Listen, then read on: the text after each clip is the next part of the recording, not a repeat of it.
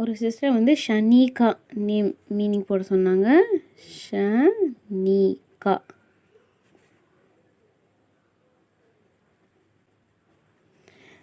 இதுக்கு வந்து நிறைய அர்த்தங்கள் இருந்தது. அதில் வந்து பேசிக் வந்து குட் பர்சன் அந்த மாதிரி இருந்துச்சு.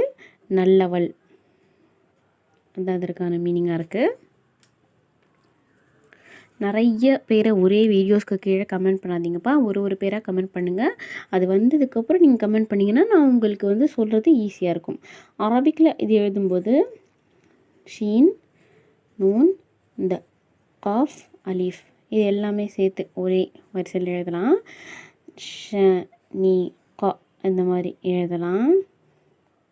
இது 2 புள்ளி இருக்கிறது ஒரு கோடு மாதிரி போடலாம்.